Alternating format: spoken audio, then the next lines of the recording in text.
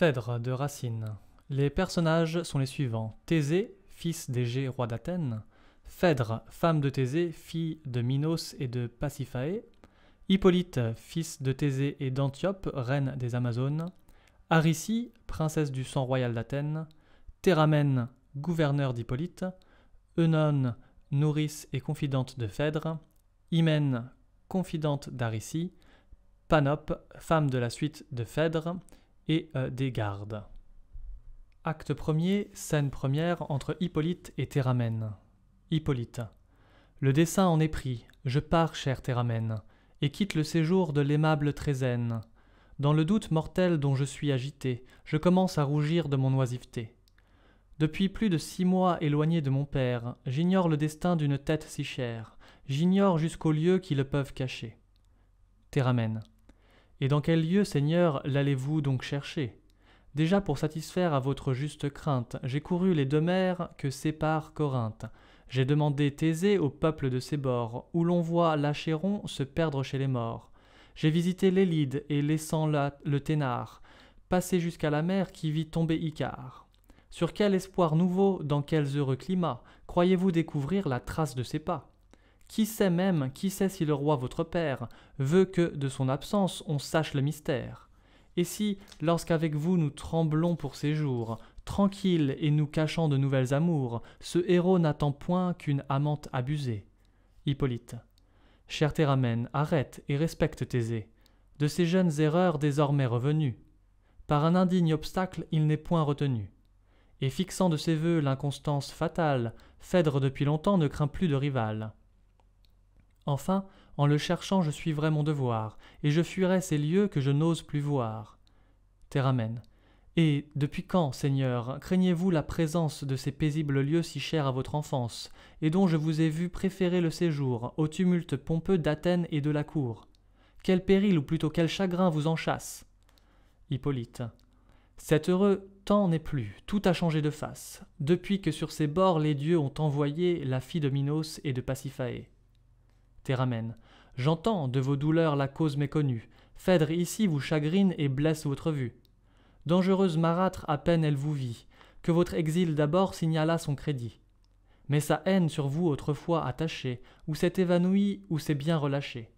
Et d'ailleurs, quel péril vous peut faire courir une femme mourante et qui cherche à mourir? Phèdre, atteinte d'un mal qu'elle s'obstinataire, lasse enfin d'elle-même et du jour qui l'éclaire, peut-elle contre vous former quelque dessein? Hippolyte. Sa vaine inimitié n'est pas ce que je crains. Hippolyte en partant fuit une autre ennemie. Je fuis, je l'avouerai, cette jeune Aricie, reste d'un sang fatal conjuré contre nous. Théramène. Quoi, vous-même, Seigneur, la persécutez-vous? Jamais l'aimable sœur des cruels Palantides trempa d'elle au complot de ses frères perfides. Et devez-vous haïr ces innocents appâts? Hippolyte. Si je la haïssais, je ne la fuirais pas. Théramène. Seigneur, m'est-il permis d'expliquer votre fuite? Pourriez-vous n'être plus ce superbe Hippolyte, implacable ennemi des amoureuses lois, et d'un joug que Thésée a subi tant de fois? Vénus, par votre orgueil si longtemps méprisé, voudrait-elle à la fin justifier Thésée? Et, vous mettant au rang du reste des mortels, vous a-t-elle forcé d'encenser ses autels? Aimeriez-vous, Seigneur? Hippolyte. Ami, qu'oses-tu dire? Toi qui connais mon cœur depuis que je respire, des sentiments d'un cœur si fier, si dédaigneux, peux-tu me demander le désaveu honteux? C'est peu qu'avec son lait une mère amazone m'a fait sucer encore cet orgueil qui t'étonne. Dans un âge plus mûr, moi-même parvenu, je me suis applaudi quand je me suis connu. Attaché près de moi par un zèle sincère, tu me contais alors l'histoire de mon père. Tu sais combien mon âme attentive à ta voix s'échauffait au récit de ses nobles exploits, quand tu me dépeignais ce héros intrépide, consolant les mortels de l'absence d'Alcide, les monstres étouffés et les brigands punis, Procustre, Cercyon et Siron et Cynie, et les os dispersés du géant d'Épidore, et la crête fumant du sang du Minotaure. Moi, mais quand tu récitais des faits moins glorieux, sa foi pourtant partout offerte et reçue en 100 lieux, Hélène à ses parents dans Sparte dérobée, Salamine témoin des pleurs de Péribée, tant d'autres dont les noms lui sont même échappés, trop crédule esprit que sa flamme a trompé, Ariane au rocher comptant ses injustices, Phèdre enlevé enfin sous de meilleurs auspices, Tu sais comme, à regret écoutant ce discours, je te pressais souvent d'en abréger le cours. Heureux si j'avais pu ravir à la mémoire cette indigne moitié d'une si belle histoire. Et moi-même à mon tour je me verrais lié, et les dieux jusque-là m'auraient humilié. Dans mes lâches soupirs d'autant plus méprisables qu'un long amas d'honneur rend Thésée excusable, qu'aucun monstre par moi dompté jusqu'aujourd'hui ne m'ont acquis le droit de faillir comme lui. Quand même ma fierté pourrait s'être adoucie, aurais-je pour vainqueur dû choisir Aricie? Ne souviendrait-il plus à mes sens égarés de l'obstacle éternel qui nous a séparés? Mon père la réprouve, et par des lois sévères il défend de donner des neveux à ses frères. D'une tige coupable il craint un rejeton, il veut avec leurs sœurs ensevelir leur nom, et que jusqu'au tombeau soumise à sa tutelle, jamais les feux d'hymen ne s'allument pour elle. Dois-je épouser ses droits contre un père irrité? Donnerai-je l'exemple à la témérité? Et dans un fol amour ma jeunesse embarquée? Théramène, ah Seigneur, si votre heure est une fois marquée, le ciel de nos raisons ne sait point s'informer. Thésée ouvre vos yeux en voulant les fermer, et sa haine irritant une flamme rebelle, prête à son ennemi une grâce nouvelle. Enfin, d'un chaste amour pourquoi vous effrayer? S'il a quelque douceur, n'osez-vous l'essayer? En croirez-vous toujours un farouche scrupule? Craint-on de s'égarer sur les traces d'Hercule? Quel courage Vénus n'a-t-elle pas dompté? Vous-même, où seriez-vous, vous qui la combattez, si toujours Antiope à ses lois opposées, d'une pudique ardeur n'eût brûlé pour Thésée? Mais que sert d'affecter un superbe discours? Avouez-le, tout change, et depuis quelques jours, on vous voit moins souvent orgueilleux et sauvage, tantôt faire voler un char sur le rivage, tantôt, savant dans l'art par Neptune inventé, rendre docile au frein un coursier indompté. Les forêts de nos cris moins souvent retentissent, chargés d'un feu secret, vos yeux s'appesantissent. Il n'en faut point douter, vous aimez, vous brûlez, vous périssez d'un mal que vous dissimulez. La charmante Aricie a-t-elle su vous plaire? Hippolyte, Théramène, je pars, et je vais chercher mon père. Théramène, ne verrez-vous point Phèdre avant que de partir? Seigneur, Hippolyte, c'est mon dessein, tu peux l'en avertir. Voyons-la, puisqu'ainsi mon devoir me l'ordonne, mais quel nouveau malheur trouble sa chère Œnone. Scène 2. Entre Hippolyte, Théramène et Œnone. Œnone. Hélas, Seigneur, quel trouble au mien peut être égal. La reine touche presque à son terme fatal. En vain à l'observer jour et nuit je m'attache. Elle meurt dans mes bras d'un mal qu'elle me cache. Un désordre éternel règne dans son esprit. Son chagrin inquiet l'arrache de son lit. Elle veut voir le jour et sa douleur profonde m'ordonne toutefois d'écarter tout le monde. Elle vient, Hippolyte, il suffit, je la laisse en ces lieux, et ne lui montre point un visage odieux. Scène 3. Entre Phèdre et Œnone. Phèdre. N'allons point plus avant, demeurons, chère Œnone. Je ne me soutiens plus, ma force m'abandonne. Mes yeux sont éblouis du jour que je revois, et mes genoux tremblants se dérobent sous moi. Hélas, elle s'assied. Œnone. Dieu Tout-Puissant, que nos pleurs vous apaisent. Phèdre. Que ces vains ornements, que ces voiles me pèsent. Quelle importune main, en formant tous les soins sur mon front d'assembler mes cheveux. Tout m'afflige et me nuit, et conspire à me nuire. Œnone. Comme on voit tous ces vœux l'un l'autre se détruire, vous-même condamnant vos injustes desseins, tantôt à vous parer, vous excitiez nos mains. Vous-même, rappelant votre force première, vous vouliez vous montrer et revoir la lumière. Vous la voyez, madame, et prête à vous cacher, vous haïssez le jour que vous veniez chercher. Phèdre. Noble et brillant auteur d'une triste famille, toi dont ma mère osait se vanter d'être fille, qui peut être rougi du trouble où tu me vois? Soleil, je te viens voir pour la dernière fois. Œnone. Quoi? Vous ne perdrez point cette cruelle envie? Vous verrai-je toujours, renonçant à la vie, faire de votre mort les funestes après? Phèdre. Dieu, que ne suis-je assise à l'ombre des forêts? Quand pourrais-je, au travers d'une noble poussière, suivre de l'œil un char fuyant dans la carrière? Œnone. Quoi, madame? Phèdre. Insensé, où suis-je, et qu'ai-je dit? Où laissai-je égarer mes vœux et mon esprit? Je l'ai perdu, les dieux m'en ont ravi l'usage. Œnone. La rougeur me couvre le visage. Je te laisse trop voir mes honteuses douleurs, et mes yeux malgré moi se remplissent de pleurs. Œnone. Ah, s'il vous faut rougir, rougissez d'un silence, qui de vos mots encore aigrit la violence. Rebelle à tous nos soins, sourde à tous nos discours, voulez-vous sans pitié laisser finir vos jours? Quelle fureur les borne au milieu de leur course! Quel charme ou quel poison en a tari la source! Les ombres par 3 fois ont obscurci les cieux, depuis que le soleil n'est entré dans vos yeux. Et le jour a 3 fois chassé la nuit obscure, depuis que votre corps languit sans nourriture. À quel affreux dessein vous laissez-vous tenter? De quel droit sur vous-même osez-vous attenter? Vous offensez les dieux auteurs de votre vie, vous trahissez l'époux à qui la foi vous lie, vous trahissez enfin vos enfants malheureux, que vous précipitez sous un joug rigoureux. Songez qu'un même jour leur ravira leur mère, et rendra l'espérance au fils de l'étrangère, à ce fier ennemi de vous, de votre sang, ce fils qu'une Amazone a porté dans son flanc. Cet Hippolyte, Phèdre, ah Dieu! Œnone, ce reproche vous touche? Phèdre, malheureuse, quel nom est sorti de ta bouche? Œnone, eh bien, votre colère éclate avec raison. J'aime à vous voir frémir à ce funeste nom. Vivez donc, que l'amour, le devoir vous excite.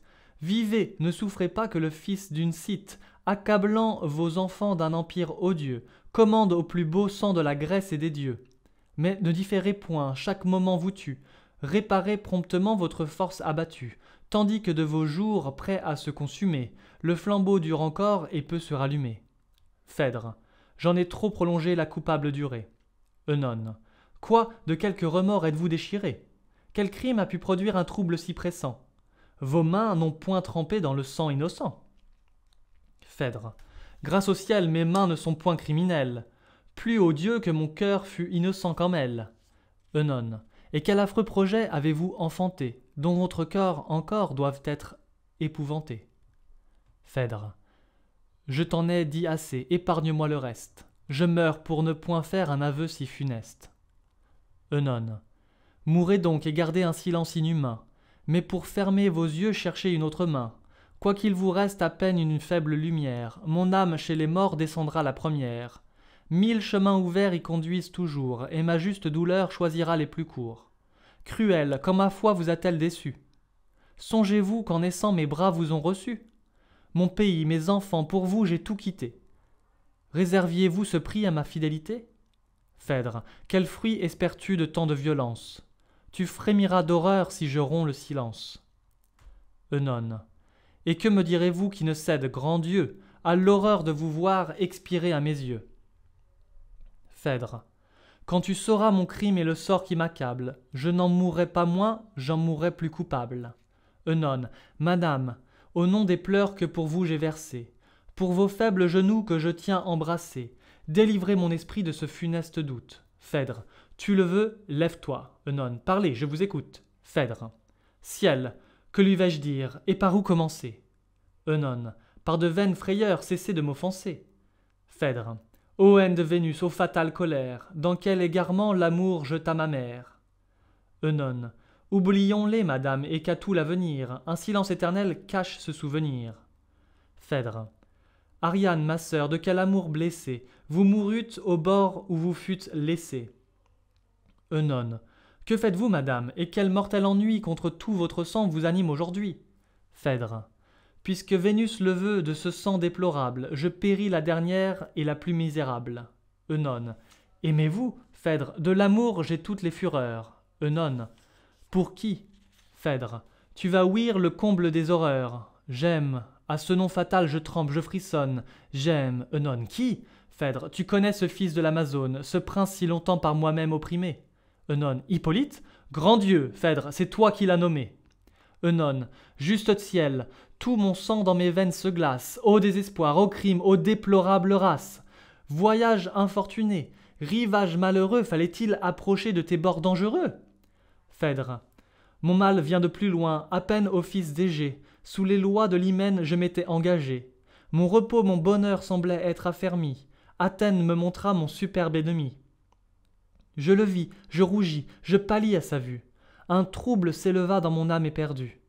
Mes yeux ne voyaient plus, je ne pouvais parler. Je sentis tout mon corps étransir et brûler. Je reconnus Vénus et ses feux redoutables, d'un sang qu'elle poursuit, tourment inévitable. Par des vœux assidus je crus les détourner. Je lui bâtis un temple et pris soin de l'orner. De victimes moi-même à toute heure entouré, je cherchais dans leurs flancs ma raison égarée. D'un incurable amour remède impuissant. En vain sur les autels ma main brûlait l'encens. Quand ma bouche implorait le nom de la déesse, j'adorais Hippolyte, et, le voyant sans cesse, même au pied des autels que je faisais fumer, j'offrais tout à ce dieu que je n'osais nommer. Je l'évitais partout, ô comble de misère. Mes yeux le retrouvaient dans les traits de son père. Contre moi-même enfin j'osais me révolter, j'excitais mon courage à le persécuter.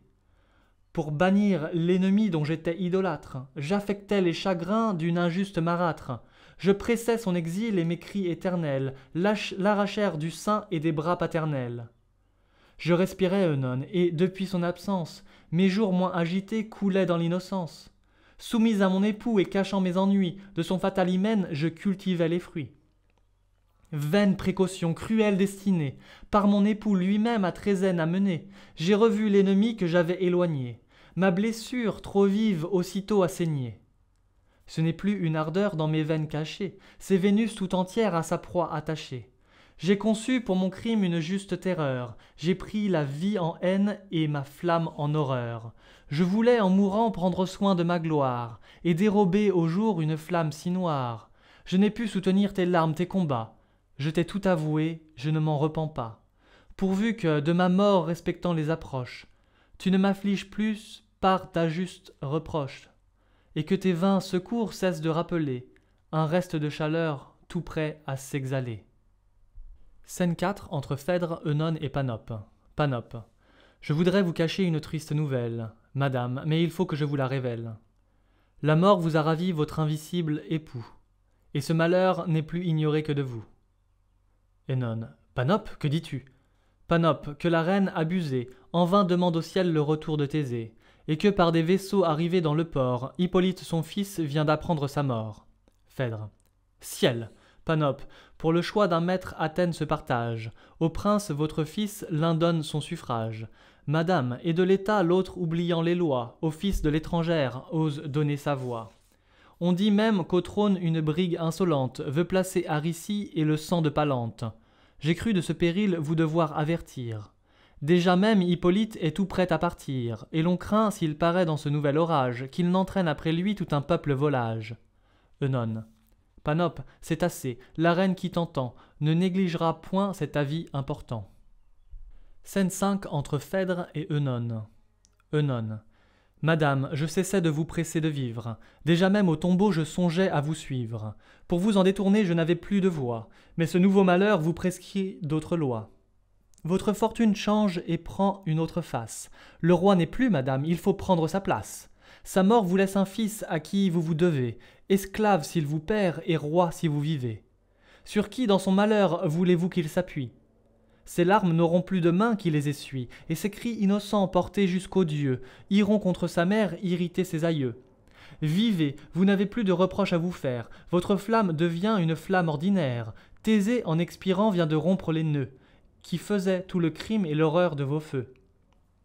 Hippolyte pour vous devient moins redoutable, et vous pouvez le voir sans vous rendre coupable. Peut-être convaincu de votre aversion, il va donner un chef à la sédition. Détrompez son erreur, fléchissez son courage. Roi de ces bords heureux, Trézène est son partage, mais il sait que les lois donnent à votre fils les superbes remparts que Minerve a bâtis. Vous avez l'un et l'autre une juste ennemie. Unissez-vous tous deux pour combattre Aricie. Phèdre. Eh bien, à tes conseils je me laisse entraîner. Vivons si vers la vie on peut me ramener. Et si l'amour d'un fils en ce moment funeste, de mes faibles esprits peut ranimer le reste. Acte 2. Scène première entre Aricie et Hymen. Aricie. Hippolyte demande à me voir en ce lieu? Hippolyte me cherche et veut me dire adieu. Hymen, dis-tu vrai, n'es-tu point abusé? Hymen. C'est le premier effet de la mort de Thésée.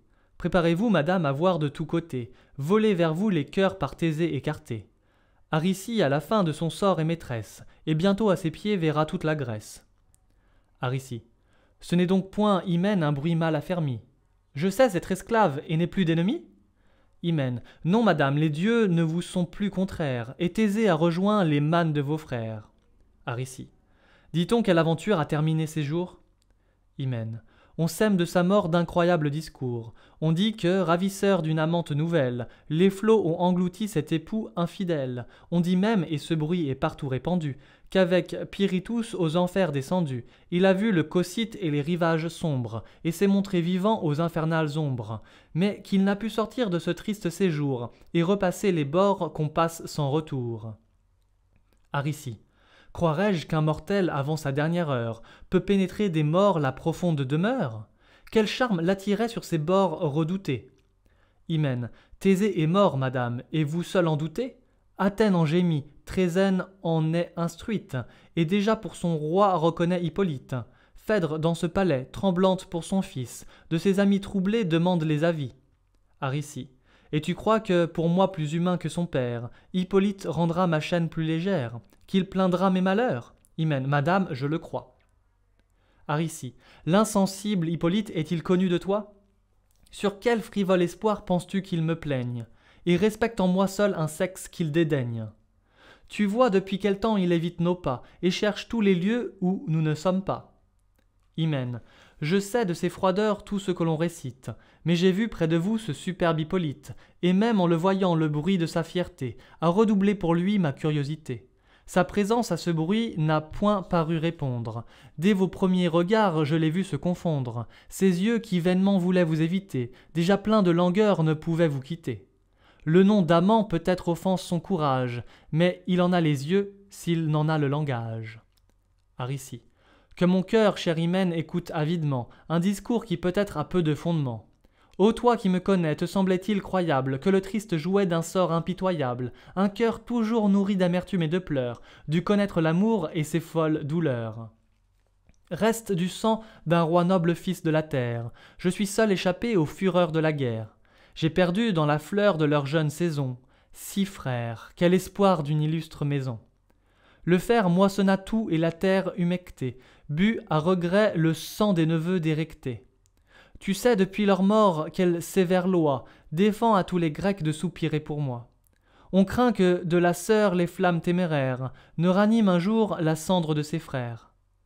Mais tu sais bien aussi de quel œil dédaigneux je regardais ce soin d'un vainqueur soupçonneux. Tu sais que de tout temps à l'amour opposé, je rendais souvent grâce à l'injuste Thésée, dont l'heureuse rigueur secondait mes mépris. Mes yeux alors, mes yeux n'avaient pas vu son fils. Non que par les yeux seul lâchement enchanté, j'aime en lui sa beauté, sa grâce tant vantée, présent dont la nature a voulu l'honorer, qu'il méprise lui-même et qu'il semble ignorer. J'aime, je prise en lui de plus nobles richesses, les vertus de son père et non point les faiblesses. J'aime, je l'avouerai, cet orgueil généreux, qui jamais n'a fléchi sous le joug amoureux. Phèdre en vain s'honorait des soupirs de Thésée. Pour moi je suis plus fier et fuis la gloire aisée d'arracher un hommage à 1000 autres offerts, et d'entrer dans un cœur de toutes parts ouvert. Mais de faire fléchir un courage inflexible, de porter la douleur dans une âme insensible, d'enchaîner un captif de ses fers étonnés, contre un joug qui lui plaît vainement mutiné. C'est là ce que je veux, c'est là ce qui m'irrite. Hercule a désarmé, coûtait moins qu'Hippolyte, et vaincu plus souvent et plus tôt surmonté, préparait moins la gloire aux yeux qui l'ont dompté. Mais cher Hymen, hélas, quelle est mon imprudence? On ne m'opposera pas que trop de résistance. Tu m'entendras peut-être, humble dans mon ennui, gémir du même orgueil que j'admire aujourd'hui. Hippolyte aimerait, par quel bonheur extrême, aurais-je pu fléchir? Hymen, vous l'entendrez lui-même, il vient à vous. Scène 2. Entre Hippolyte, Aricie et Hymen. Hippolyte. Madame, avant que de partir, j'ai cru de votre sort vous devoir avertir. Mon père ne vit plus, ma juste défiance présageait les raisons de sa trop longue absence. La mort seule, bornant ses travaux éclatants, pouvait à l'univers le cacher si longtemps. Les dieux livrent enfin à la part homicide, l'ami, le compagnon, le successeur d'Alcide. Je crois que votre haine, épargnant ses vertus, écoute sans regret ces noms qui lui sont dus. Un espoir adoucit ma tristesse mortelle. Je puis vous affranchir d'une austère tutelle. Je révoque des lois dont j'ai plein la rigueur. Vous pouvez disposer de vous, de votre cœur. Et dans cette trésaine aujourd'hui mon partage, de mon aïeul Pitée autrefois l'héritage, qui m'a sans balancer reconnu pour son roi, je vous laisse aussi libre et plus libre que moi. Aricie. Modérez des bontés dont l'excès m'embarrasse. D'un soin si généreux, honorez ma disgrâce. Seigneur, c'est me ranger, plus que vous ne pensez, sous ces austères lois dont vous me dispensez. Hippolyte. Du choix d'un successeur Athènes incertaine, parle de vous, me nomme et le fils de la reine. Aricie. De moi, Seigneur, Hippolyte, je sais sans vouloir me flatter, qu'une superbe loi semble me rejeter. La Grèce me reproche une mère étrangère, mais si pour concurrent je n'avais que mon frère, madame, j'ai sur lui de véritables droits, que je saurais sauver du caprice des lois. Un frein plus légitime arrête mon audace, je vous cède, ou plutôt je vous rends une place, un sceptre que jadis vos aïeux ont reçu, de ce fameux mortel que la terre a conçu. L'adoption le mit entre les mains d'Égée, Athènes par mon père accrue et protégée, reconnut avec joie un roi si généreux, et laissa dans l'oubli vos frères malheureux. Athènes dans ses murs maintenant vous rappelle, assez elle a gémi d'une longue querelle, assez dans ses sillons votre sang englouti a fait fumer le champ dont il était sorti. Trézène m'obéit, les campagnes de Crète offrent au fils de Phèdre une riche retraite. L'Attique est votre bien, je pars et vais pour vous réunir tous les vœux partagés entre nous. Aricie. De tout ce que j'entends étonnée et confuse, je crains qu'un songe ne m'abuse. Veillai-je, puis-je croire un semblable dessein? Quel Dieu, Seigneur, quel Dieu l'a mis dans votre sein? Qu'à bon droit votre gloire en tout lieu est semée, et que la vérité passe la renommée. Vous-même, en ma faveur, vous voulez vous trahir? N'était-ce pas assez de ne point haïr? Et d'avoir si longtemps pu défendre votre âme de cette inimitié, Hippolyte, moi, vous haïr, madame? Avec quelque couleur qu'on ait peint ma fierté, croit-on que dans ses flancs un monstre m'ait porté? Quelle sauvage mœurs, quelle haine endurcie, pourrait, en vous voyant, n'être point adoucie? Ai-je pu résister au charme décevant? Aricie. Quoi, Seigneur, Hippolyte, je me suis engagé trop avant. Je vois que la raison cède à la violence. Puisque j'ai commencé de rompre le silence, madame, il faut poursuivre, il faut vous informer d'un secret que mon cœur ne peut plus renfermer. Vous voyez devant vous un prince déplorable, d'un téméraire orgueil et exemple mémorable. Moi qui, contre l'amour fièrement révolté, offert de ses captifs est longtemps insulté, qui, des faibles mortels déplorant les naufrages, pensait toujours du bord contempler les orages, asservi maintenant sous la commune loi, par quel trouble me vois-je emporté loin de moi? Un moment a vaincu mon audace imprudente, cette âme si superbe est enfin dépendante. Depuis près de 6 mois, honteux désespéré, pourtant partout le trait dont je suis déchiré. Contre vous, contre moi, vainement je m'éprouve. Présente je vous fuis, absente je vous trouve. Dans le fond des forêts votre image me suit, la lumière du jour, les ombres de la nuit. Tout retrace à mes yeux les charmes que j'évite. Tout vous livre à l'envie, le rebelle Hippolyte. Moi-même, pour tout fruit de mes soins superflus, maintenant je me cherche et ne me trouve plus. Mon arc, mes javelots, mon char, tout m'importune. Je ne me souviens plus des leçons de Neptune. Mes seuls gémissements font retentir les bois, et mes coursiers oisifs font oublier ma voix. Peut-être le récit d'un amour si sauvage vous fait en m'écoutant rougir de votre ouvrage. D'un cœur qui s'offre à vous quel farouche entretien, quel étrange captif pour un si beau lien. Mais l'offrande à vos yeux en doit être plus chère. Songez que je vous parle une langue étrangère, et ne rejetez pas des vœux mal exprimés, qu'Hippolyte sans vous n'aurait jamais formés. Scène 3 entre Hippolyte, Aricie, Théramène et Hymen. Théramène. Seigneur, la reine vient et je l'ai devancée. Elle vous cherche, Hippolyte. Moi, Théramène, j'ignore sa pensée. Mais on vous est venu demander de sa part. Phèdre veut vous parler avant votre départ. Hippolyte. Phèdre, que lui dirai-je? Et que peut-elle attendre? Aricie. Seigneur, vous ne pouvez refuser de l'entendre. Quoique trop convaincu de son inimitié, vous devez à ses pleurs quelques ombres de pitié. Hippolyte. Cependant vous sortez, et je pars et j'ignore si je n'offense point les charmes que j'adore. J'ignore si ce cœur que je laisse en vos mains. Aricie. Partez, prince, et suivez vos généreux desseins. Rendez de mon pouvoir Athènes tributaire. J'accepte tous les dons que vous me voulez faire, mais cet empire enfin si grand, si glorieux, n'est pas de vos présents le plus cher à mes yeux. Scène 4 entre Hippolyte et Théramène. Hippolyte. Ami, tout est-il prêt, mais la reine s'avance. Va, que pour le départ tout s'arme en diligence. Fais donner le signal, cours, ordonne et reviens, me délivrer bientôt d'un fâcheux entretien. Scène 5 entre Phèdre, Hippolyte et Œnone. Phèdre à Œnone. Le voici, vers mon cœur tout mon sang se retire, j'oublie en le voyant ce que je viens lui dire. Œnone. Souvenez-vous d'un fils qui n'espère qu'en vous.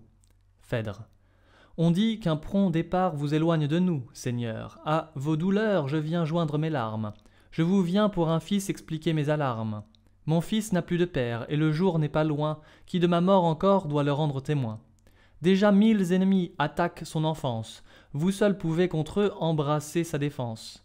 Mais un secret remords agite mes esprits, je crains d'avoir fermé votre oreille à ses cris. Je tremble que sur lui votre juste colère ne poursuive bientôt une odieuse mère. Hippolyte. Madame, je n'ai point des sentiments si bas. Phèdre. Quand vous me haïrez, je ne m'en plaindrai pas. Seigneur, vous m'avez vu attaché à vous nuire. Dans le fond de mon cœur, vous ne pouviez pas lire.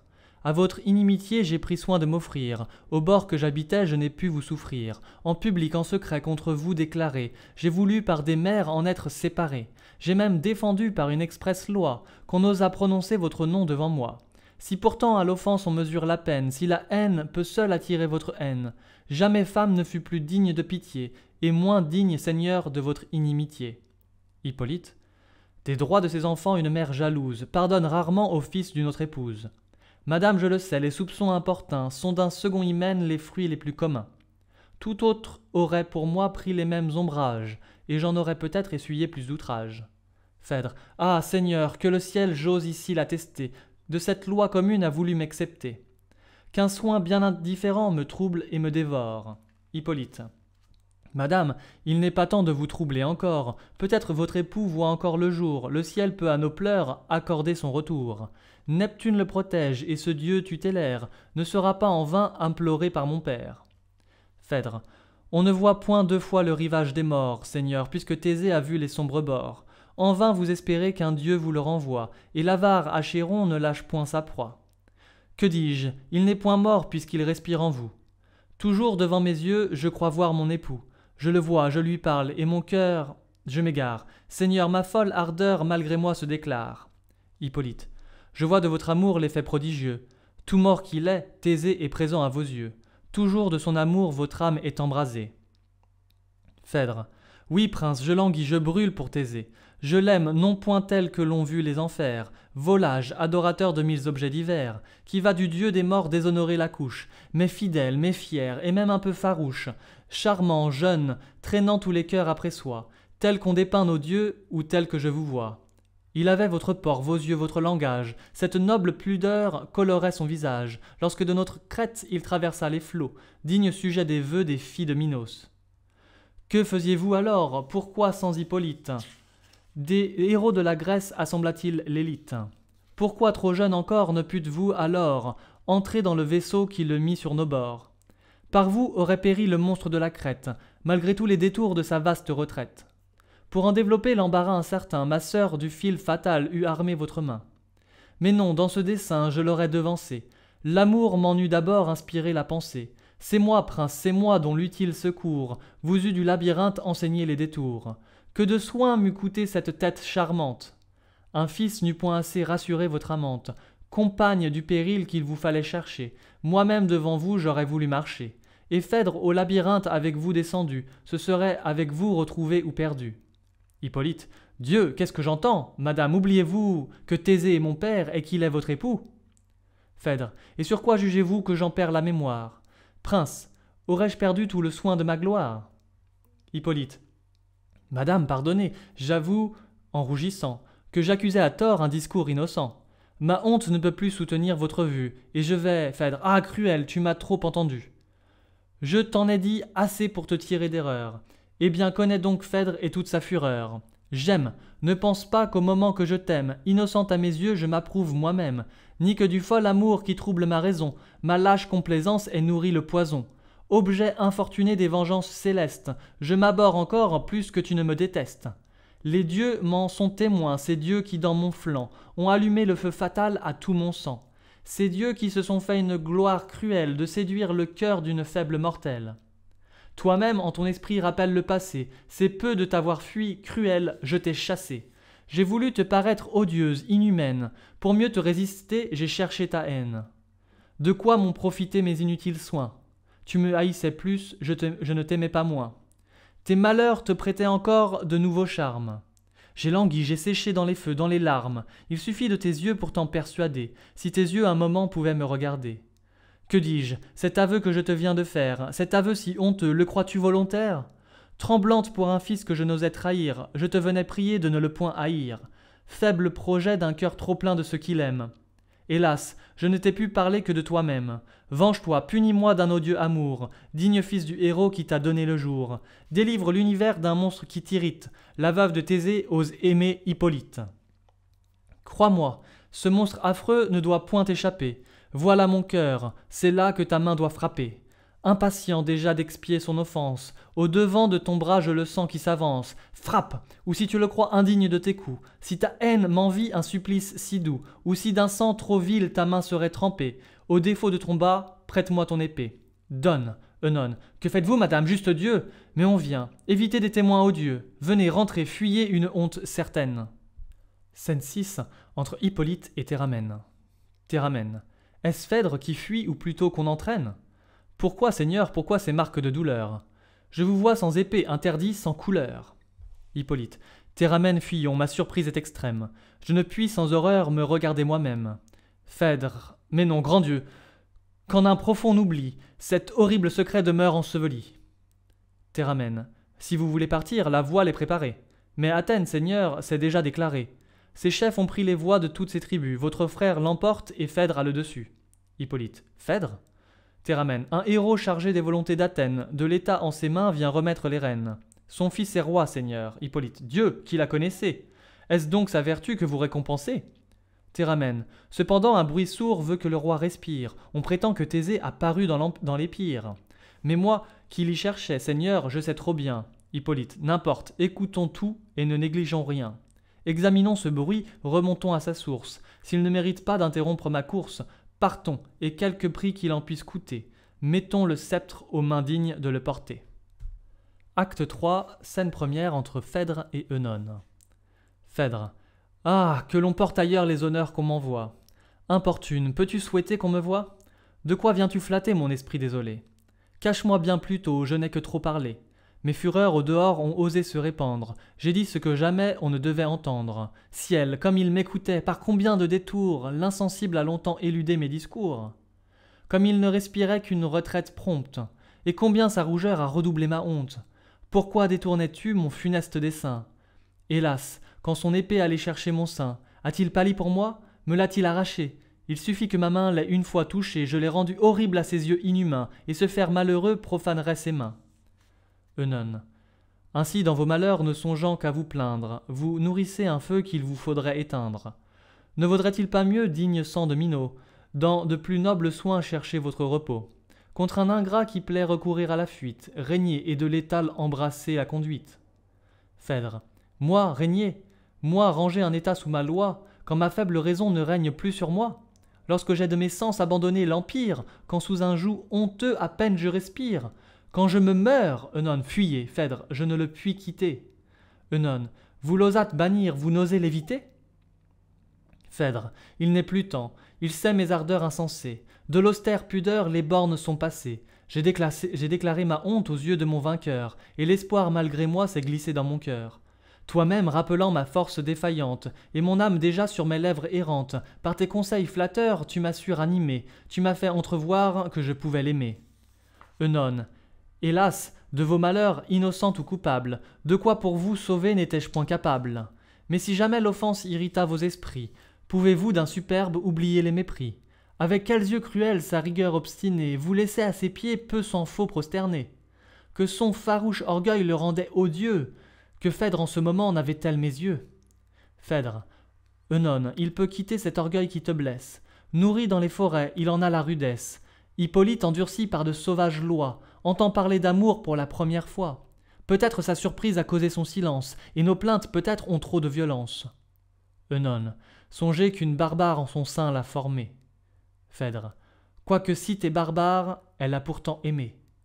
Œnone, il a pour tout le sexe une haine fatale. Phèdre, je ne me verrai point préféré de rival. Enfin tous tes conseils ne sont plus de saison. Serre ma fureur, Œnone, et non point ma raison. Il oppose à l'amour un cœur inaccessible. Cherchons pour l'attaquer quelque endroit plus sensible. Les charmes d'un empire ont paru le toucher. Athènes l'attirait, il n'a pas pu s'en cacher. Déjà de ses vaisseaux la pointe était tournée, et la voile flottait au vent abandonné. Va trouver de ma part ce jeune ambitieux. Œnone, fais briller la couronne à ses yeux. Qu'il mette sur son front le sacré diadème. Je ne veux que l'honneur de l'attacher moi-même. C'est dans lui ce pouvoir que je ne puis garder.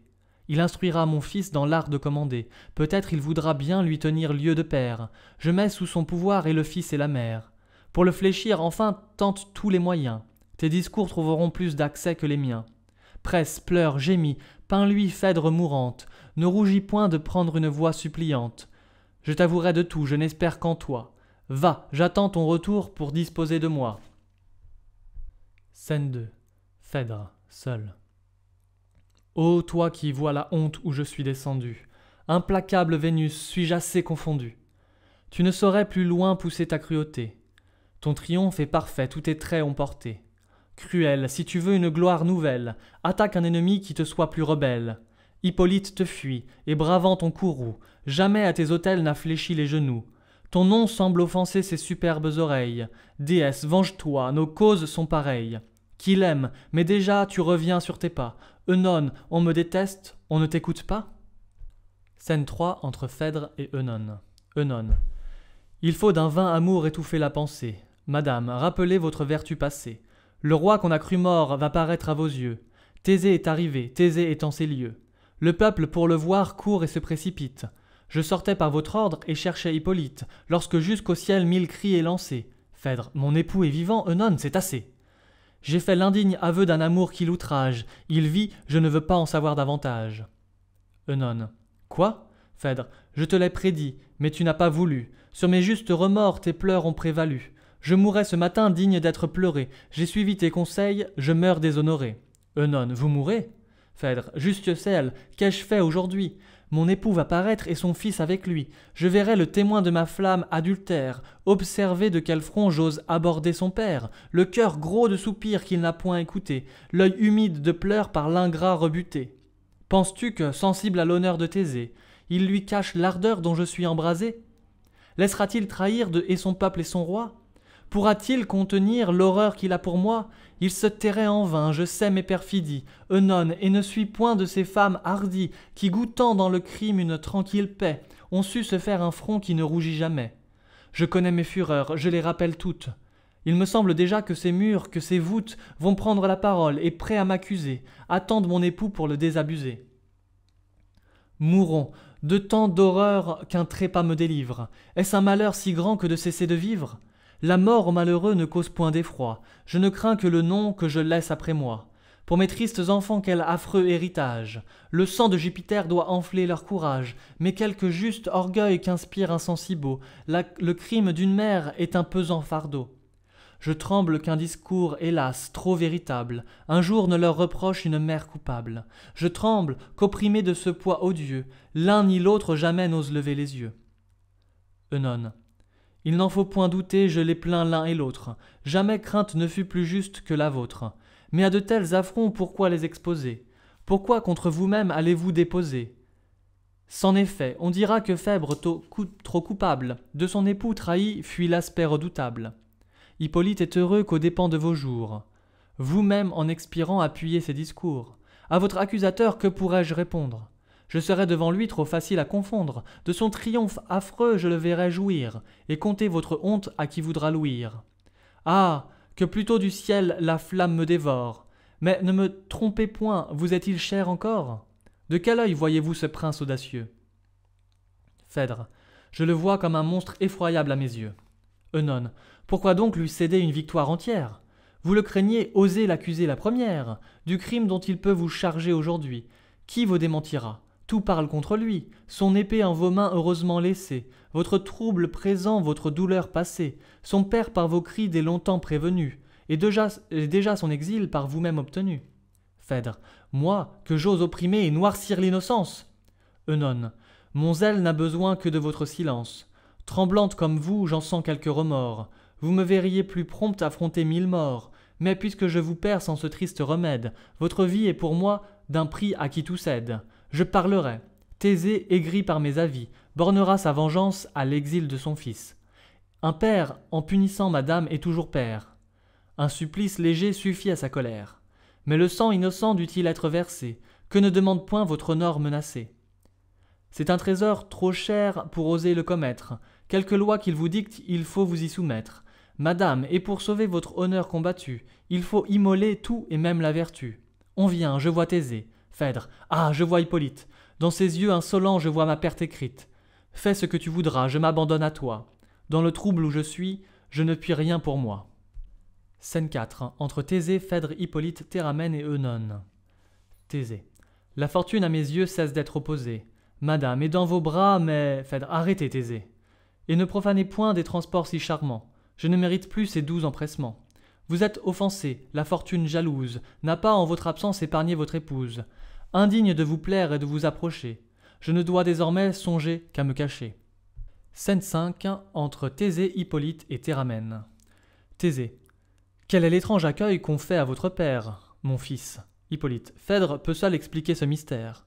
Mais si mes vœux ardents vous peuvent émouvoir, permettez-moi, Seigneur, de ne la plus revoir. Souffrez que pour jamais le tremblant Hippolyte disparaisse des lieux que votre épouse habite. Thésée. Vous, mon fils, me quittez. Hippolyte. Je ne la cherchais pas. C'est vous qui sur ses bords conduisîtes ses pas. Vous daignâtes, Seigneur, aux rives de Trézène, confier en partant Aricie et la reine. Je fus même chargé du soin de les garder. Mais quels soins désormais peuvent me retarder? Assez dans les forêts mon oisive jeunesse, sur de vils ennemis a montré son adresse. Ne pourrais-je en fuyant un indigne repos, d'un sang plus glorieux teindre mes javelots? Vous n'aviez pas encore atteint l'âge où je touche, déjà plus d'un tyran, plus d'un monstre farouche, avait de votre bras senti la pesanteur. Déjà, de l'insolence heureux persécuteur, vous aviez des deux mers assuré les rivages, le libre voyageur ne craignait plus d'outrage. Hercule, respirant sur le bruit de vos coups, déjà de son travail se reposait sur vous. Et moi, fils inconnu d'un si glorieux père, je suis même encore loin des traces de ma mère.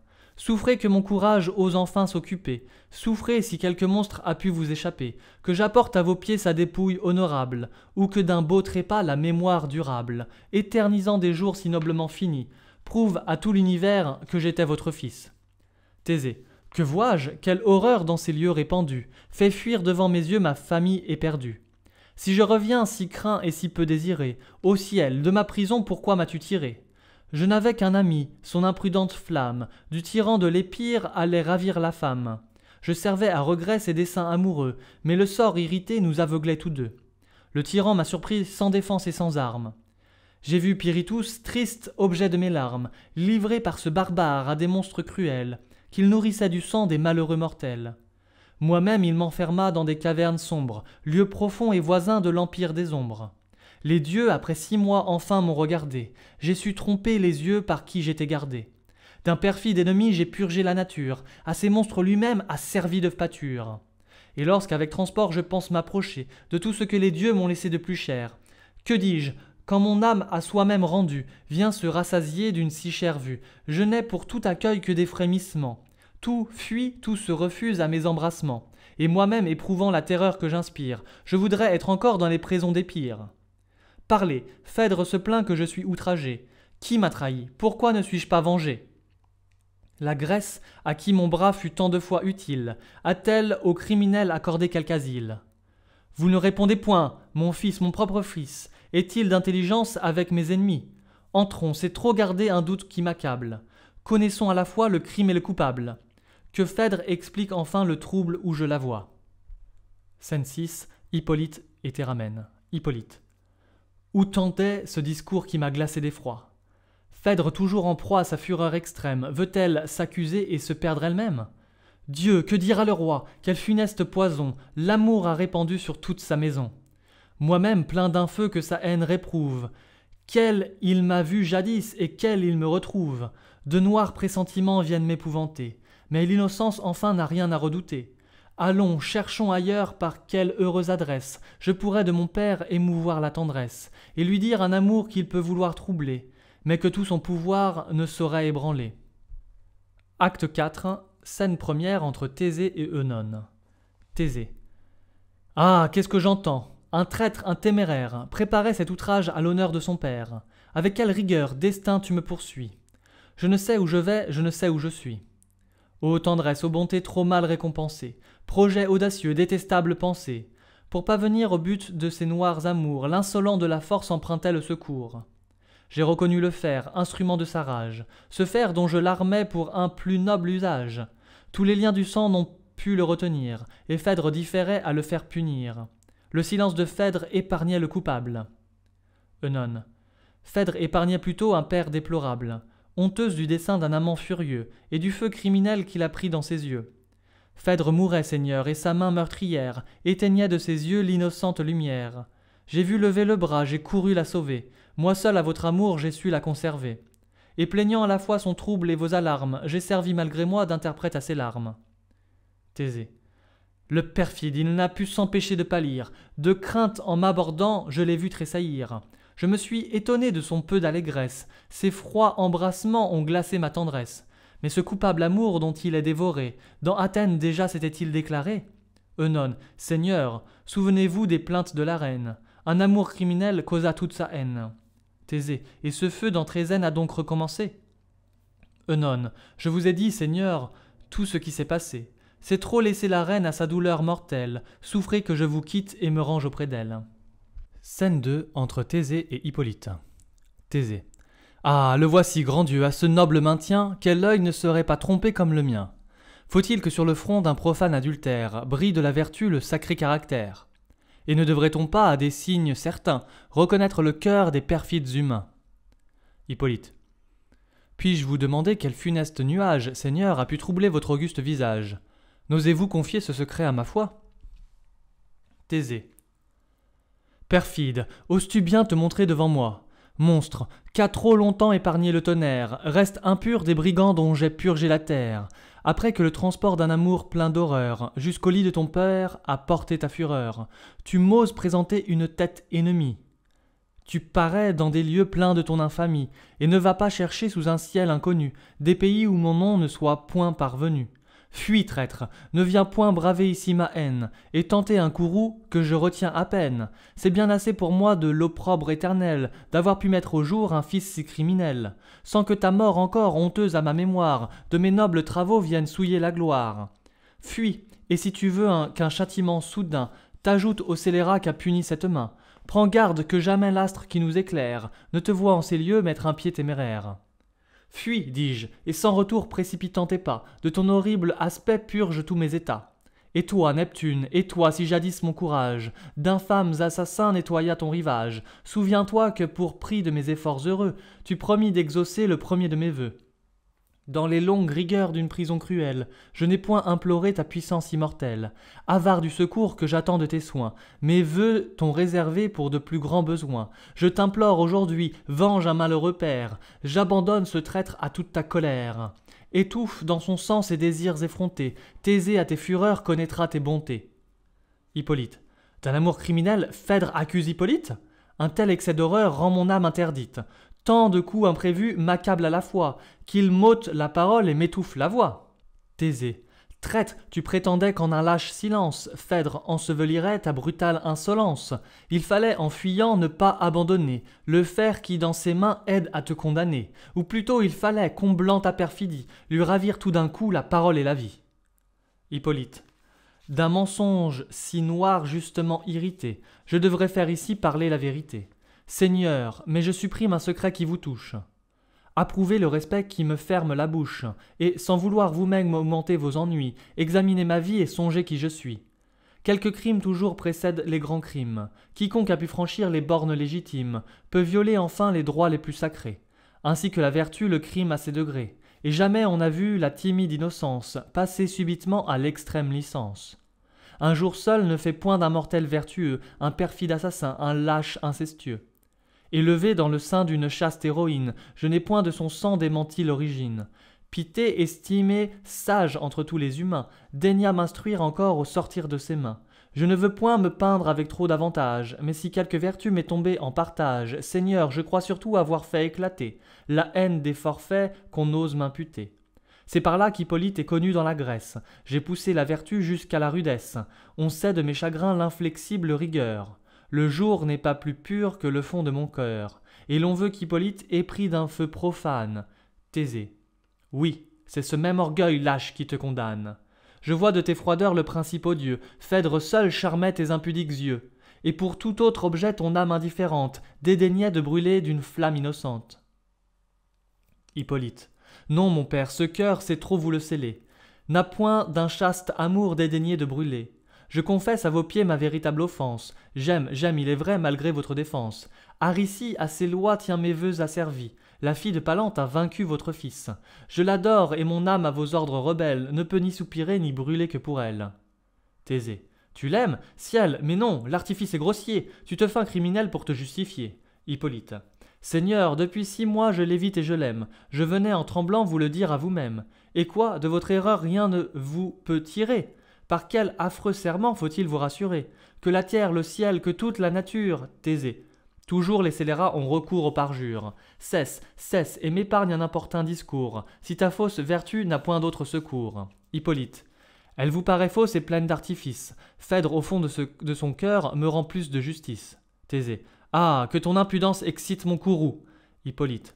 Quel temps à mon exil, quel lieu prescrivez-vous? Thésée. Fusses-tu par-delà les colonnes d'Alcide, je me croirais encore trop voisin d'un perfide. Hippolyte. Chargé du crime affreux dont vous me soupçonnez, quels amis me plaindront quand vous m'abandonnez? Thésée. Va chercher des amis dont l'estime funeste honore l'adultère, applaudissent à l'inceste, des traîtres, des ingrats sans honneur et sans loi, dignes de protéger un méchant tel que toi. Hippolyte.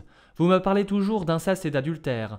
Je me tais. Cependant Phèdre sort d'une mère. Phèdre est d'un sang, Seigneur, vous le savez trop bien, de toutes ces horreurs plus rempli que le mien. Thésée. Quoi, ta rage à mes yeux perd toute retenue? Pour la dernière fois, ôte-toi de ma vue. Sors, traître. N'attends pas qu'un père furieux te fasse avec opprobre arracher de ces lieux. Scène 3. Thésée. Misérable, tu cours à ta perte infaillible. Neptune, par le feu au dieu même terrible, m'a donné sa parole et va l'exécuter. Un dieu vengeur te suit, tu ne peux l'éviter. Je t'aimais et je sens que, malgré ton offense, mes entrailles pour toi se troublent par avance. Mais à te condamner, tu m'as trop engagé. Jamais père, en effet, fut-il plus outragé. Juste Dieu, qui voyait la douleur qui m'accable? Ai-je pu mettre au jour un enfant si coupable? Scène 4 entre Thésée et Phèdre. Phèdre. Seigneur, je viens à vous, pleine d'un juste effroi. Votre voix redoutable a passé jusqu'à moi. Je crains qu'un prompt effet n'ait suivi la menace. S'il en est temps encore, épargnez votre race, respectez votre sang, j'ose vous en prier. Sauvez-moi de l'horreur de l'entendre crier. Ne me préparez point la douleur éternelle de l'avoir fait répandre à la main paternelle. Thésée.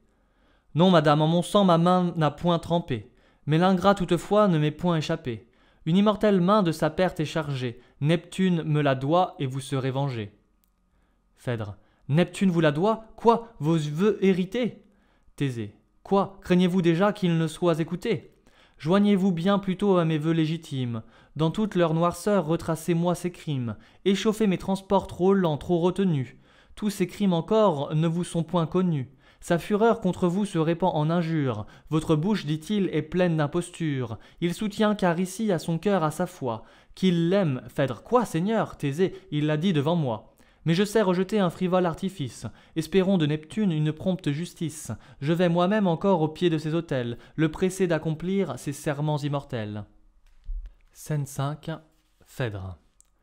Il sort. Quelle nouvelle a frappé mon oreille? Quel feu mal étouffé dans mon cœur se réveille? Quel coup de foudre au ciel et quel funeste avis! Je volais tout entière au secours de son fils. Et, m'arrachant des bras d'Œnone épouvantée, je cédais au remords dont j'étais tourmenté. Qui sait même où m'allait porter ce repentir? Peut-être à m'accuser, j'aurais pu consentir. Peut-être si la voix ne m'eût été coupée, l'affreuse vérité me serait échappée. Hippolyte est sensible et ne sent rien pour moi. Aricie à son cœur, Aricie à sa foi. Ah Dieu, lorsqu'à mes vœux l'ingrat inexorable s'armait d'un œil si fier, d'un front si redoutable, je pensais qu'à l'amour, son cœur toujours fermé, fut contre tout mon sexe également armé. Une autre cependant a fléchi son audace, devant ses yeux cruels une autre a trouvé cette grâce. Peut-être a-t-il un cœur facile à s'attendrir, je suis le seul objet qu'il ne saurait souffrir, et je me chargerai du soin de le défendre. Scène 6 entre Phèdre et Œnone. Phèdre. Cher Œnone, sais-tu ce que je viens d'apprendre? Œnone. Non, mais je viens tremblante à ne vous point mentir. J'ai pâli du dessein qui vous a fait sortir. J'ai craint une fureur à vous-même fatale. Phèdre. Œnone, qui l'eût cru? J'avais une rivale. Œnone. Comment? Phèdre. Hippolyte aime, et je n'en puis douter, ce farouche ennemi qu'on ne pouvait dompter, qu'offensait le respect, qu'importunait la plainte, ce tigre que jamais je n'arbordais, sans crainte, soumis, apprivoisé, reconnaît un vainqueur. Aricie a trouvé le chemin de son cœur. Œnone. Aricie? Phèdre. Ah, douleur non encore éprouvée! À quel nouveau tourment je me suis réservé!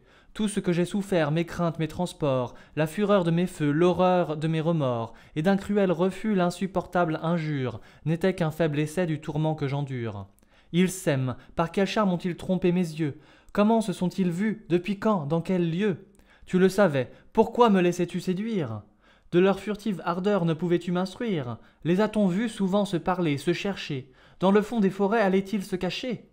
Hélas, ils se voyaient avec pleine licence, le ciel de leurs soupirs approuvait l'innocence, ils suivaient sans remords leur penchant amoureux, tous les jours se levait clair et serein pour eux. Et moi, triste rebut de la nature entière, je me cachais au jour, je fuyais la lumière. La mort est le seul Dieu que j'osais implorer. J'attendais le moment où j'allais expirer, me nourrissant de fiel, de larmes abreuvées. Encore dans mon malheur de trop près observé, je n'osais dans mes pleurs me noyer à loisir.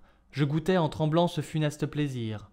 Et sous un front serein déguisant mes alarmes, il fallait bien souvent me priver de mes larmes.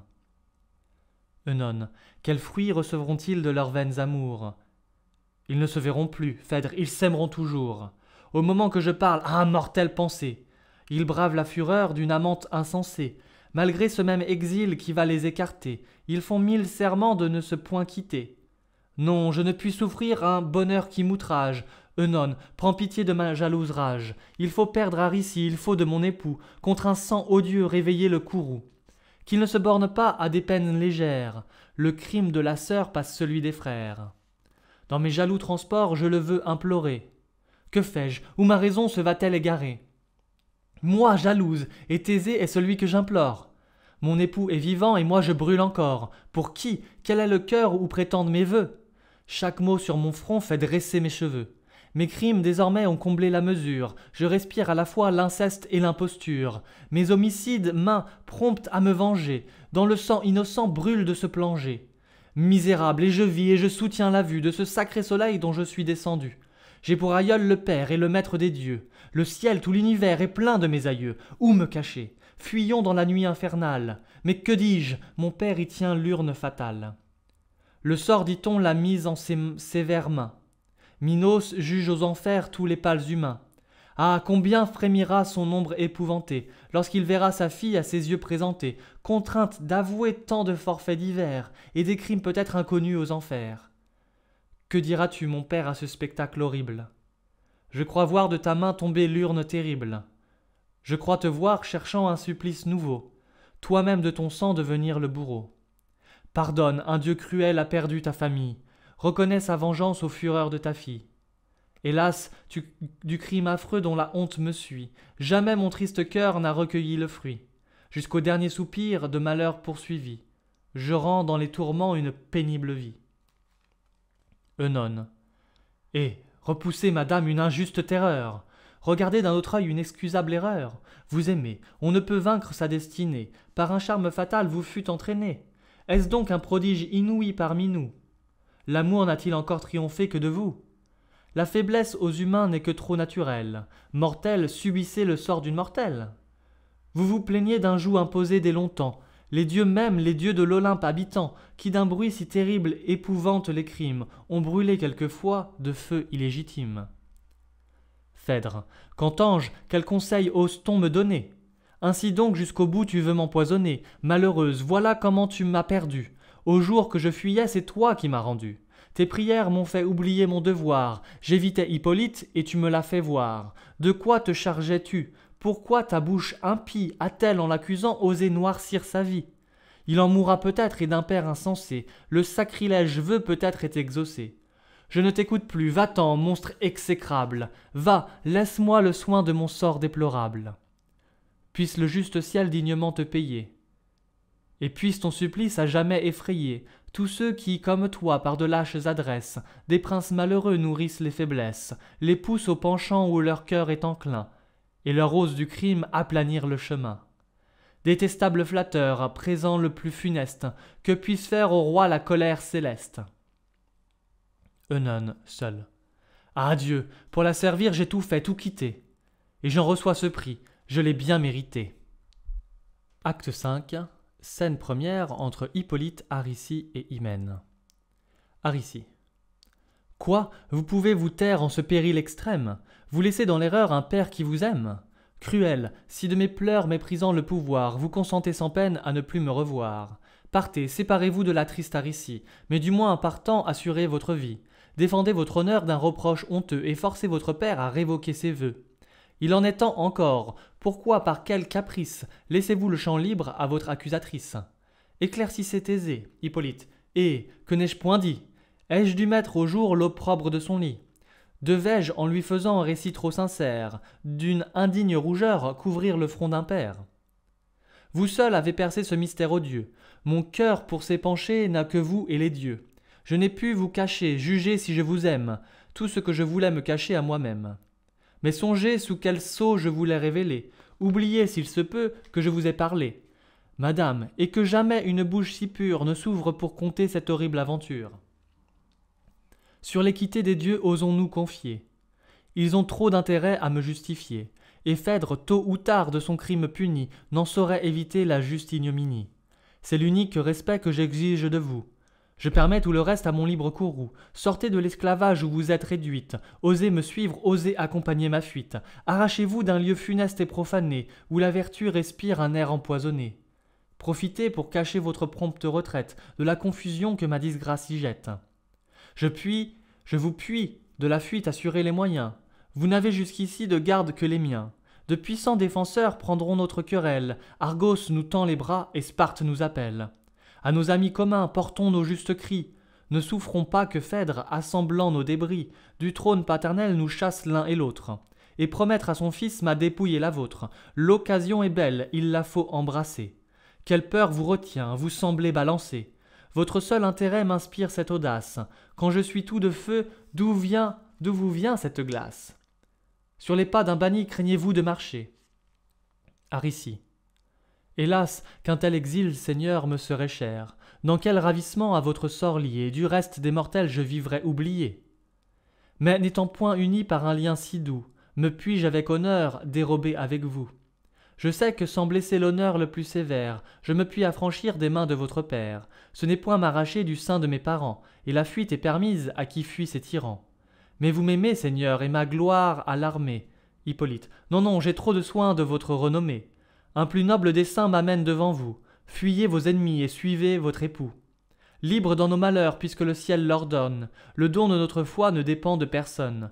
L'hymen n'est point toujours entouré de flambeaux. Aux portes de Trézène et parmi ses tombeaux, des princes de ma race antique, sépulture, est un temple sacré formidable au parjure. C'est là que les mortels n'osent jurer en vain. Le perfide y reçoit un châtiment soudain, et craignant d'y trouver la mort inévitable, le mensonge n'a point de frein plus redoutable. Là, si vous m'en croyez, d'un amour éternel, nous irons confirmer le serment solennel. Nous prendrons à témoin le Dieu qu'on y révère. Nous le prierons tous deux de nous servir de père. Des dieux les plus sacrés, j'attesterai le nom, et la chaste Diane et l'auguste Junon, et tous les dieux enfin témoins de mes tendresses, garantiront la foi de mes saintes promesses. Aricie. Le roi vient, fuyez, prince, et partez promptement. Pour cacher mon départ, je demeure un moment. Allez, et laissez-moi quelques fidèles guides, qui conduisent vers vous ma démarche timide. Scène 2 entre Thésée, Aricie et Hymen. Thésée. Dieu, éclairez mon trouble et daignez à mes yeux, montrez la vérité que je cherche en ces lieux. Aricie. Songe à tout, chère Hymen, et sois prête à la fuite. Scène 3 entre Thésée et Aricie. Thésée. Vous changez de couleur et semblez interdite. Madame, que faisait Hippolyte en ce lieu? Aricie. Seigneur, il me disait un éternel adieu. Thésée. Vos yeux ont su dompter ce rebelle courage, et ses premiers soupirs sont votre heureux ouvrage. Aricie. Seigneur, je ne vous puis nier la vérité. De votre injuste haine, il n'a pas hérité. Il ne me traitait point comme une criminelle. Thésée. J'entends, il vous jurait une amour éternel. Ne vous assurez point sur ce cœur inconstant, car à d'autres que vous, il en jurait autant. Aricie. Lui, Seigneur. Thésée. Vous deviez le rendre moins volage. Comment souffriez-vous cet horrible partage? Aricie. Et comment souffrez-vous que d'horribles discours d'une si belle vie osent noircir le cours? Avez-vous de son cœur si peu de connaissance? Discernez-vous si mal le crime et l'innocence? Faut-il qu'à vos yeux seuls un nuage odieux dérobe sa vertu qui brille à tous les yeux? Ah, c'est trop le livrer à des langues perfides. Cessez, repentez-vous de vos vœux homicides. Craignez, Seigneur, craignez que le ciel rigoureux ne vous haïsse assez pour exaucer vos vœux. Souvent, dans sa colère, il reçoit nos victimes. Ses présents sont souvent la peine de nos crimes. Thésée. Non, vous voulez en vain couvrir son attentat. Votre amour vous aveugle en faveur de l'ingrat. Mais j'en crois des témoins certains, irréprochables. J'ai vu couler des larmes véritables. Aricie. Prenez garde, Seigneur, vos invisibles mains ont de monstres sans nombre infranchi les humains. Mais tout n'est pas détruit et vous en laissez vivre. Votre fils, Seigneur, me défend de poursuivre. Instruite du respect qu'il veut vous conserver, je l'affligerais trop si j'osais achever. J'imite sa pudeur et fuis votre présence, pour n'être pas forcé à rompre le silence. Scène 4. Thésée. Quelle est donc sa pensée, et que cache un discours, commencé tant de fois, interrompu toujours? Veulent-ils m'éblouir par une feinte vaine? Sont-ils d'accord tous deux pour me mettre à la gêne? Mais moi-même, malgré ma sévère rigueur, quelle plaintive voix crie au fond de mon cœur? Une pitié secrète et m'afflige et m'étonne. Une seconde fois interrogeons Œnone. Je veux de tout le crime être mieux éclairci. Garde, qu'Œnone sorte et vienne seul ici. Scène 5 entre Thésée et Panope. Panope. J'ignore le projet que la reine médite, Seigneur, mais je crains tout du transport qui l'agite. Un mortel désespoir sur son visage est peint, la pâleur de la mort est déjà sur son teint. Déjà de sa présence avec honte chassée, dans la profonde mer Œnone s'est lancé. On ne sait point d'où part ce dessein furieux, et les flots pour jamais l'ont ravi à nos yeux. Thésée. Qu'entends-je? Panope. Son trépas n'a point calmé la reine, le trouble semble croître en son âme incertaine. Quelquefois pour flatter ses secrètes douleurs, elle prend ses enfants et les baigne de pleurs, et soudain, renonçant à l'amour maternel, sa main avec horreur les repousse loin d'elle. Elle porte au hasard ses pas irrésolus, son œil tout égaré ne nous reconnaît plus. Elle a 3 fois écrit et changeant de pensée, 3 fois elle a rompu sa lettre commencée. Daignez la voir, Seigneur, daignez la secourir. Thésée. Ô ciel, Œnone est morte et Phèdre veut mourir. Qu'on rappelle mon fils, qu'il vienne se défendre, qu'il vienne me parler, je suis prêt de l'entendre. Ne précipite point tes funestes bienfaits, Neptune, j'aime mieux n'être exaucé jamais. J'ai peut-être trop cru des témoins peu fidèles, et j'ai trop tôt vers toi levé mes mains cruelles. Ah, de quel désespoir mes vœux seraient suivis. Scène 6 entre Thésée et Théramène. Thésée. Théramène, est-ce toi? Qu'as-tu fait de mon fils? Je te l'ai confié dès l'âge le plus tendre. Mais d'où naissent les pleurs que je te vois répandre? Que fait mon fils? Théramène, ô soin tardif et superflu. Inutile tendresse, Hippolyte n'est plus. Thésée. Dieu! Théramène, j'ai vu des mortels périr le plus aimable, et j'ose dire encore, Seigneur, le moins coupable. Thésée. Mon fils n'est plus, et quoi? Quand je lui tends les bras, les dieux impatients ont hâté son trépas. Quel coup me l'a ravi, quelle foudre soudaine! Théramène. À peine nous sortions des portes de Trézène, il était sur son char, ses gardes affligés, imitait son silence autour de lui rangé. Il suivait tout pensif le chemin de Mycène, sa main sur les chevaux laissait flotter les rênes. Ces superbes coursiers qu'on voyait autrefois, pleins d'une ardeur si noble obéir à sa voix, l'œil morne maintenant et la tête baissée, semblaient se conformer à sa triste pensée. Un effroyable cri sortit du fond des flots, désert en ce moment à troubler le repos. Et du sein de la terre une voix formidable répond en gémissant à ce cri redoutable. Jusqu'au fond de nos cœurs notre sang s'est glacé, des coursiers attentifs le crin s'est hérissé. Cependant sur le dos de la plaine liquide s'élève à gros bouillons une montagne humide. L'onde approche, se brise et vomit à nos yeux, parmi des flots d'écume un monstre furieux. Son front large est armé de cornes menaçantes, tout son corps est couvert d'écailles jaunissantes. Indomptable taureau, dragon impétueux, sa croupe se recourbe et en repli tortueux. Ses longs mugissements font trembler le rivage. Le ciel avec horreur voit ce monstre sauvage. La terre s'en émeut, l'air en est infecté. Le flot qui l'apporta recule épouvanté. Tout fuit, et sans s'armer d'un courage inutile, dans le temple voisin chacun cherche un asile. Hippolyte, lui seul, digne fils d'un héros, arrête ses coursiers, saisit ses javelots. Pousse au monstre et d'un dard lancé d'une main sûre, il lui fait dans le flanc une large blessure. De rage et de douleur, le monstre bondissant vient aux pieds des chevaux tombés en mugissant. Ça se roule et leur présente une gueule enflammée, qui les couvre de feu, de sang et de fumée. La frayeur les emporte, et sourds à cette fois, ils ne connaissent plus ni le frein ni la voie. En effort impuissant, leur maître se consume, ils rougissent le mort d'une sanglante écume. On dit qu'on a vu même, en ce désordre affreux, un dieu qui d'aiguillons pressait leurs flancs poudreux. À travers les rochers, la peur les précipite. Les cieux crient et se rompt, l'intrépide Hippolyte voit voler en éclats tout son char fracassé. Dans les rênes lui-même, il tombe embarrassé. Excusez ma douleur, cette image cruelle sera pour moi de pleurs une source éternelle. J'ai vu, Seigneur, j'ai vu votre malheureux fils, traîné par le chevaux que sa main a nourri. Il veut les rappeler et sa voix les effraie. Il court, tout son corps n'est bientôt qu'une plaie. De nos cris douloureux la plaine retentit. Leur fougue impétueuse enfin se ralentit. Ils s'arrêtent non loin de ces tombeaux antiques, où des rois ses aïeux sont l'effroi de reliques. J'y cours en soupirant et sa garde me suit. De son généreux sang la trace nous conduit. Les rochers en son teint, les ronces dégoûtantes, portent de ses cheveux les dépouilles sanglantes. J'arrive, je l'appelle, et me tendant la main, il ouvre un œil mourant qu'il referme soudain. Le ciel, dit-il, m'arrache une innocente vie. Prends soin après ma mort de la triste Aricie. Cher ami, si mon père un jour désabusé, plaint le malheur d'un fils faussement accusé, pour apaiser mon sang et mon ombre plaintive, dis-lui qu'avec douceur il traite sa captive, qu'il lui rende, à ce mot ce héros expiré, n'a laissé dans mes bras qu'un corps défiguré, triste objet où des dieux triomphe la colère, et que méconnaîtrait l'œil même de son père. Thésée, ô mon fils, cher espoir que je me suis ravi, inexorable Dieu qui m'avait trop servi, à quel mortel regret ma vie est réservée. Théramène. La timide Aricie est alors arrivée. Elle venait, Seigneur, fuyant votre courroux, à la face des dieux l'accepter pour époux. Elle approche, elle voit l'herbe rouge et fumante. Elle voit, quel objet pour les yeux d'une amante, Hippolyte étendu, sans forme et sans couleur. Elle veut quelque temps douter de son malheur. Et ne connaissant plus ce héros qu'elle adore, elle voit Hippolyte et le demande encore. Mais trop sûre à la fin qu'il est devant ses yeux, par un triste regard elle accuse les dieux.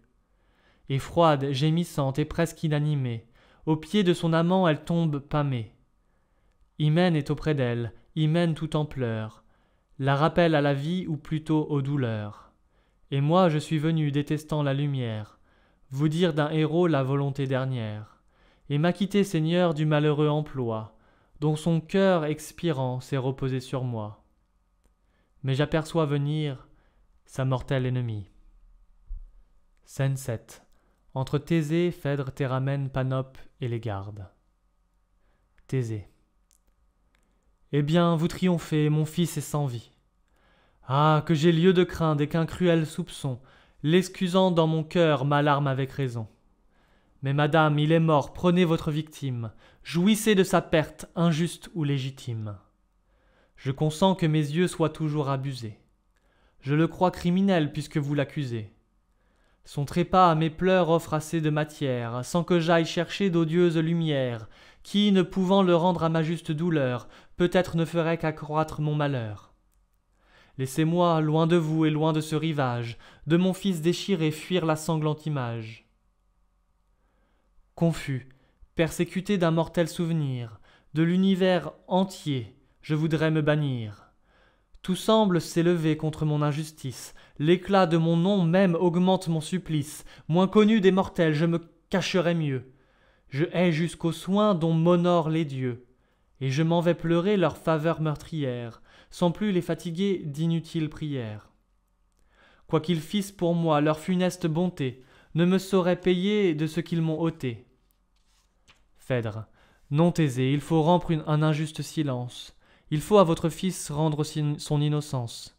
Il n'était point coupable. Thésée. Ah, père infortuné! Et c'est sur votre foi que je l'ai condamné. Cruel, pensez-vous être assez excusé? Phèdre. Les moments me sont chers, écoutez-moi, Thésée. C'est moi qui sur ce fils chaste et respectueux osais jeter un œil profane, incestueux. Le ciel mit dans mon sein une flamme funeste. La détestable nonne a conduit tout le reste.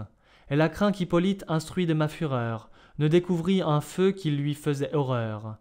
La perfide, abusant de ma faiblesse extrême, s'est hâtée à vos yeux de l'accuser lui-même. Elle s'en est punie, et fuyant mon courroux, a cherché dans les flots un supplice trop doux. Le fer aurait déjà tranché ma destinée, mais je laissais gémir la vertu soupçonnée.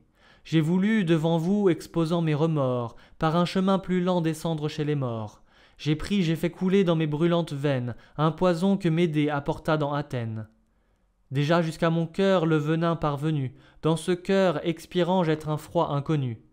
Déjà je ne vois plus qu'à travers un nuage, et le ciel est l'époux que ma présence outrage, et la mort à mes yeux dérobant la clarté, rend au jour qu'il souillait toute sa pureté. Panope. Elle expire, Seigneur. Thésée. D'une action si noire, que ne peut avec elle expirer la mémoire. Allons de mon erreur, hélas, trop éclaircie, mêler nos pleurs au sang de mon malheureux fils. Allons de ce cher fils embrasser ce qui reste, expier la fureur d'un vœu que je déteste, rendons-lui les honneurs qu'il a trop mérités. Et pour mieux apaiser ses mânes irrités, que malgré les complots d'une injuste famille, son amante aujourd'hui me tienne lieu de fille.